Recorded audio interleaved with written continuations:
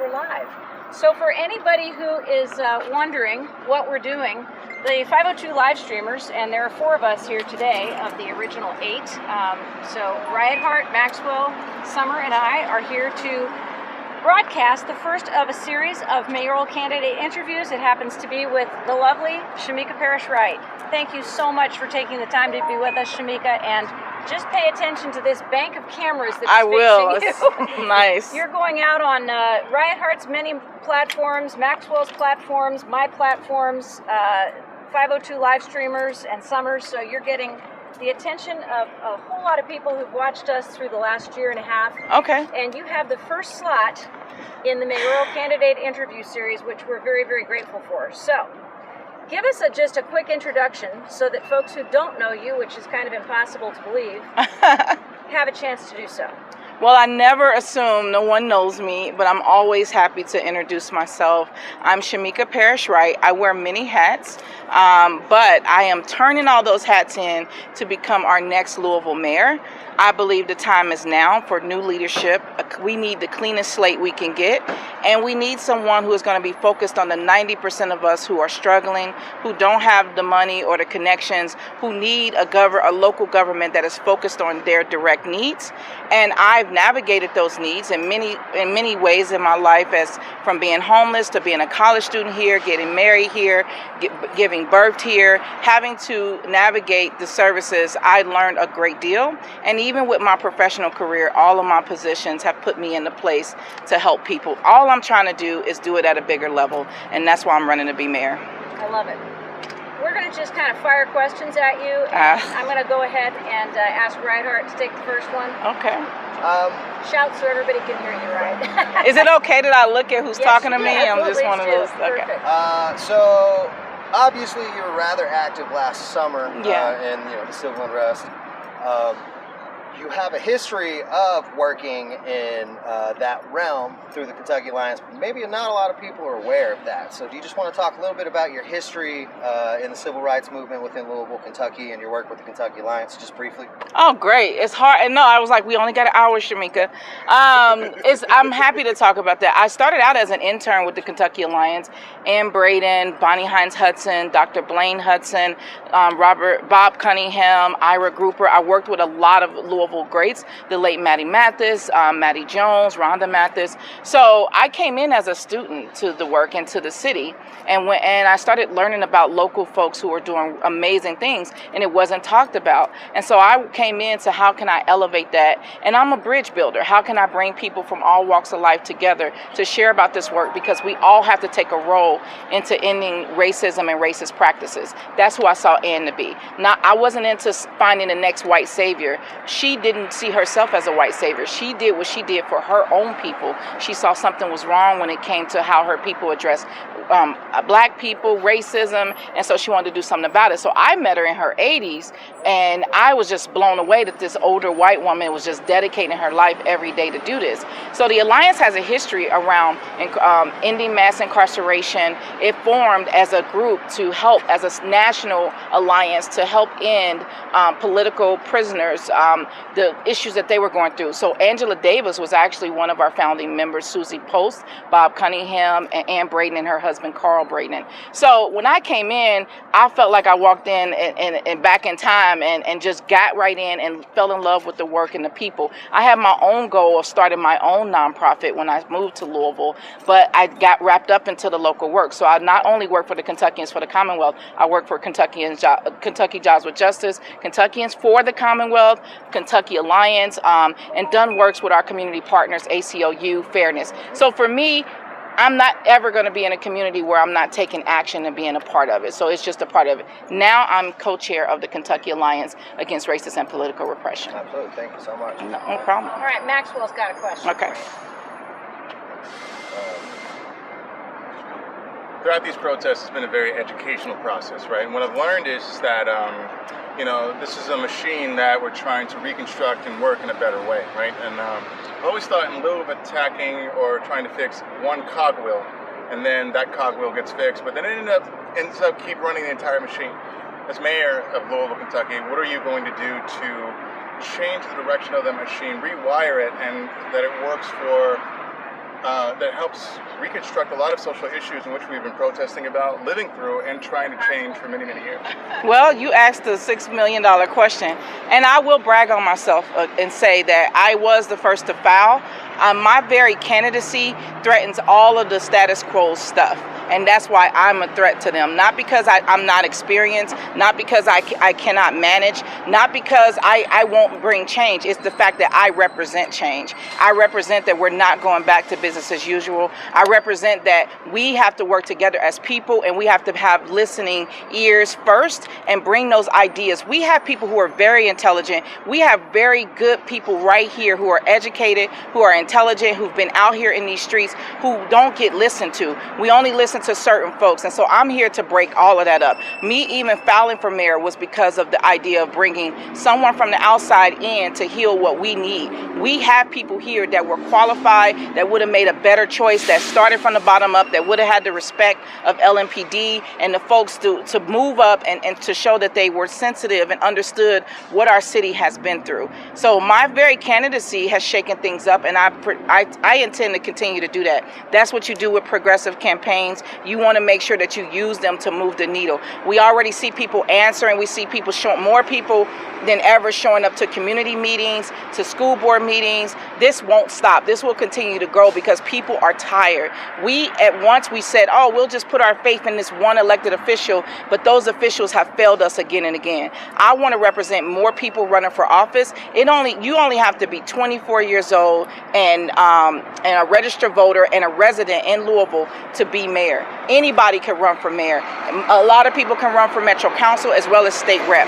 So I'm trying to change from the bottom up, and the way that we do that is by motivating people power and using that to change all of the spaces. We will not, and my candidacy doesn't threaten Whiskey Row or Derby. My candidacy means that you have somebody that's been there, done that, got the t-shirt, that will listen to you, that will have an accountability board, not just to help me transition into mayorship, but will help me throughout my term to make sure we're polling and we're asking you, what do you need? What are your problems? How are your community, has it been addressed? We have 80 communities that are neglected, and most people only focus on downtown. I want to take the tourism, the money, the entrepreneurship, all of those resources out throughout our county and make sure we definitely focus on the neighborhoods that were neglected most. So I represent that in a way that no other candidate can, because they haven't lived the lives of Louisvillians the way I have.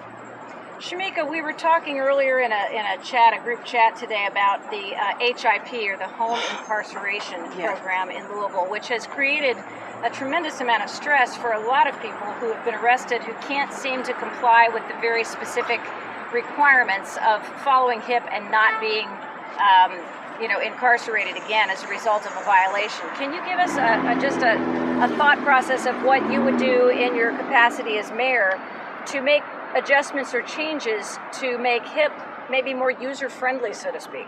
Thank you for that question. For my professional work, I definitely see how HIP impacts people in their communities. And so that's why the government accountability and transparency is one of the first things that I want to work on day one. I want to get in there and evaluate all of the departments, get rid of jobs that are not needed, and elevate and make sure we're paying people livable wages. We're taking care of the people who are addressing our needs. HIP is one of those things that's kind of been like an unchecked power, much like cash bail. But people have to understand that HIP is an extension of our Louisville Metro Jail. So when you are on home incarceration, you are still considered to be locked up. And so people don't understand that. That means you still have a lot of strict rules. And so I think that a lot of times our judges, which is what I was going to do before I ran for mayor, was to work on more judicial campaigns, because our judges make life decisions, and we need to have judges that understand what everyday people are dealing with. But our judges, I don't think, understand that once they assign someone to HIP, then they're in a whole nother vortex of how they navigate the system, how they deal with the different challenges that come with their release conditions. And so people have people springing up at their doors based on their temperament, based on their attitude and their mood. And some things are justified, but people have been able to use HIP to further abuse people. So domestic relationships are very known for that. The very people who help get them in, help get them out, they're on HIP, and then if they don't answer the phone or answer the door, they'll call HIP and lie and say they have drugs, alcohol, guns. So these things happen relative, and so we need anybody with that kind of discretion to consider all the things, and there needs to be a chance given. And I will say, I saw where a young man was late coming back to HIP, but his unit died. His unit was malfunctioning. They knew that when they gave it to him, but he was rearrested because his unit died and he didn't get to charge it in time. He wasn't that late. So that kind of discretion, we need more people doing that, or we're going to lead to more overcrowding. Right now, the use of HIP continues to increase as many judges and many prosecutors see that as a way to help get people out. It does get people out, but we have to consider that, one, the fees, two, if they're not dealing with fees, they're dealing with restrictions, and you have to get a court order to have any of that change. So once you've signed over for HIP, you have to go back in front of a judge because you've relinquished your rights.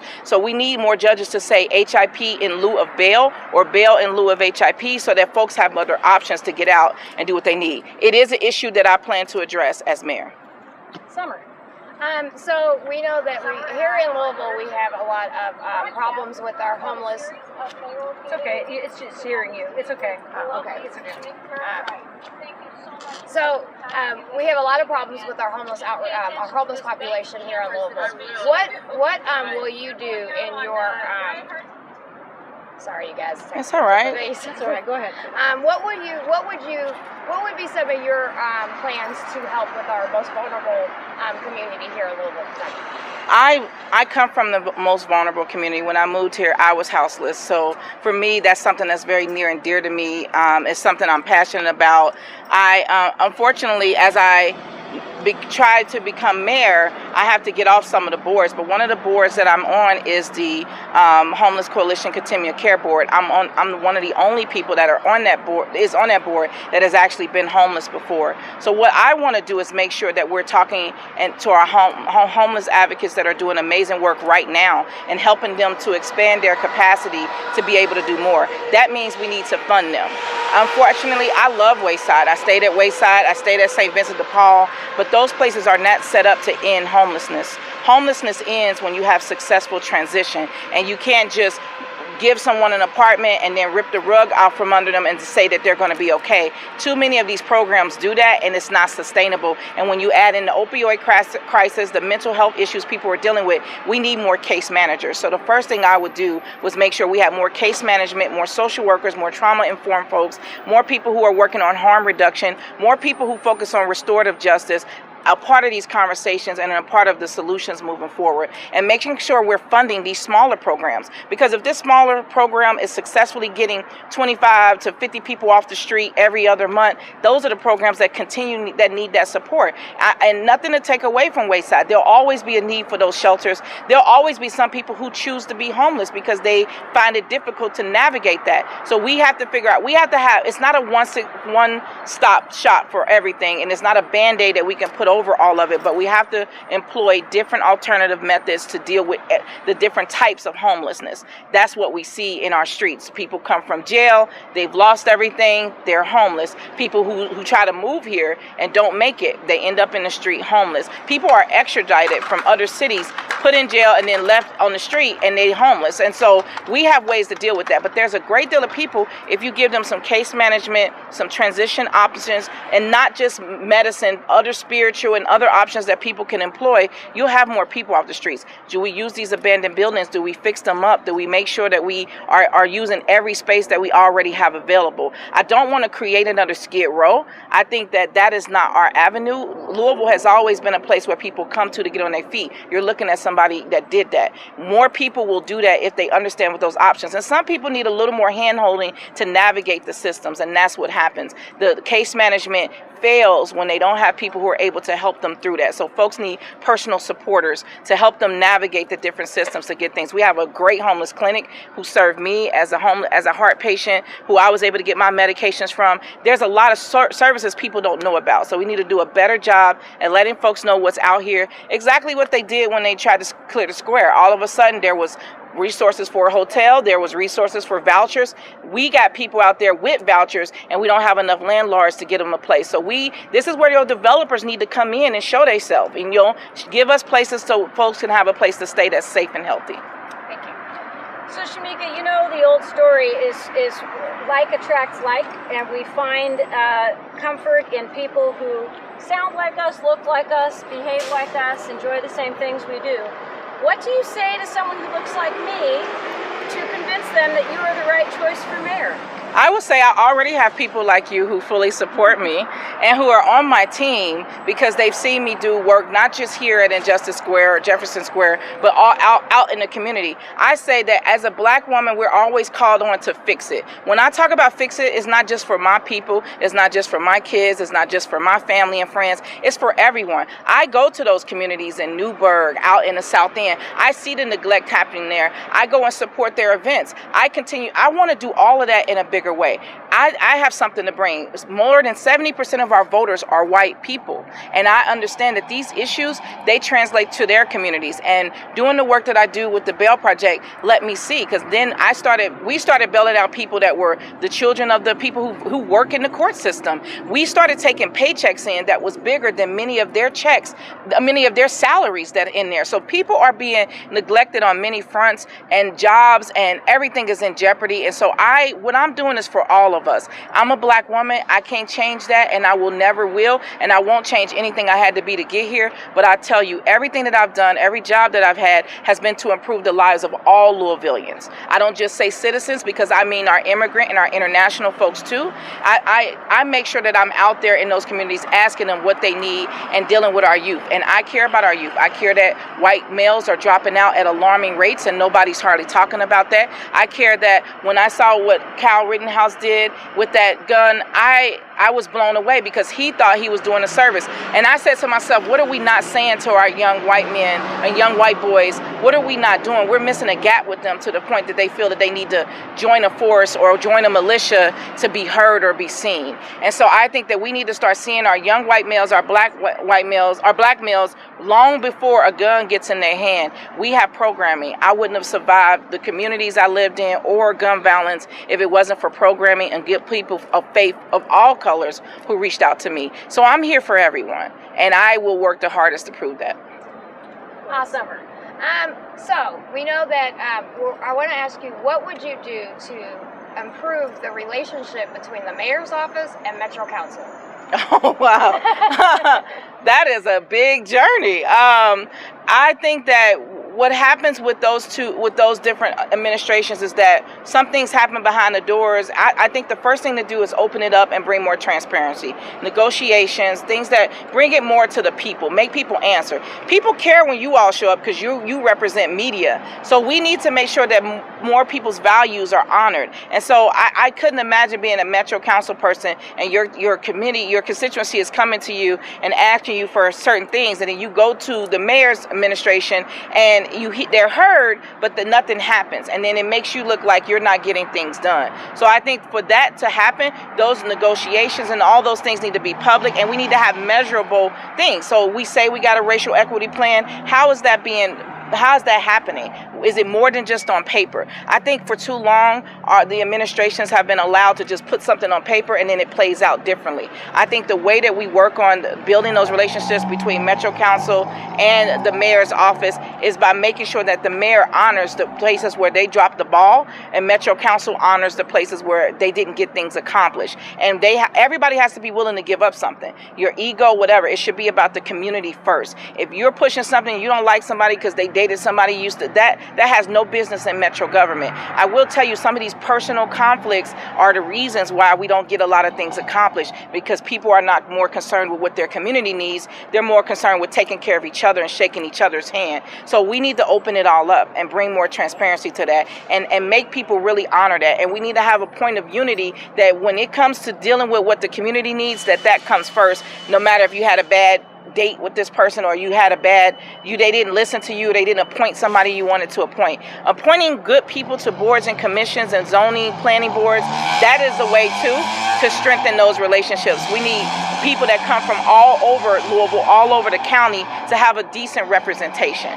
People do things out of fear. People fear I don't want the police union mad at me, so I'm not going to do this. We got to get rid of that. We have let the police union run our city. And so the first way to deal with that is to eliminate their control over our mayor's office, and that way Metro Council can follow suit and make decisions that benefit our communities. Thank you. Okay. Next one. My next question is revolves around TARC, specifically TARC 3, and communities of those who are disabled, catching public transportation. As we've seen and heard, there's been a lot of discrepancies and anomalies with that. As mayor of Louisville, how are you going to address those and improve ability for those who are impaired and having trouble catching public transportation? I appreciate that. This comes up a lot, even in social media, even through emails. Our community that are dealing with disabilities have always said that there's been an issue with access and getting picked up on time and being able to do things. So I think that TARC makes me feel like there's something I can address right the day one in office. I want to address the TARC. I want all the TARC stops brought up to code. I want them all to have broadband Wi-Fi. I want them to have solar power. I want people to be able to charge their phones at those stations. I want people to know that they feel safe and be able to choose it as an option. Right now, to ride TARC means you're poor. It only represents poverty. I want it to represent a viable option for people. So we cannot do that if we're not meeting the needs of those who are disabled. I approve routes. I don't believe we should be cutting routes. I believe we should find ways to improve routes to make sure everything's accessible and affordable. And here's what people don't like to say. We actually have enough money to do that. We just haven't been given that money to TARC in a way that it can do it. And TARC has had a lot of internal issues and things like that has happened. And so now that there's some new leadership, I think that leadership, the union, and the people who are working with the disability coalitions need to be at the table. And we should be able to meet every need of those disability coalitions. As mayor, I will use everything in my ability to be able to improve those relationships, improve access, improve every TARC stop that we see, and also increase the routes and make sure, number one, that drivers are honored and paid well as well. That's huge. Yeah. We are at 5:30 right now. We don't want to keep you because we know you have a full schedule tonight. We appreciate you so much for what you have done to come together with us and make this our first mayoral candidate series interview. A rousing success. You've got a lot of questions, a lot of participation. I'm going to send these questions on to you from our various live streams because I know that you will want to give answers to the people as you always have. Yes. And once again, I thank you, Shameka Parrish-Wright, for being our very first mayoral candidate interview series. Could I ask people to come to my website? And whatever you want. So those of you who have questions that haven't been answered, who think I need to be addressing other things on my platform, I have put that platform on our website. It's under changes. It's talking about the changes I propose for our city. ShamekaParrish-Wright.com is ShamekaParrish Wright, WRIGHT.com. You can go on there to sign up. You can become a volunteer. You can just go on there and give me your advice. I've already met with people like Jackie Green, people who are trying to reduce the issues that we have, people who want to deal with our water, people who want to deal with our infrastructure. I want your ideas. I want your comments. Of course, I support universal health care, universal child care, all of those things, but I want to do some tangible things that directly impact your lives every day. If you get me there, I can make a difference. I'm asking you to take a chance on change. Shameka Parrish-Wright for mayor. Thank you. Thank you, Shameka. Appreciate you. Thank you. I thought I had an hour, so I have an hour. I was like, oh.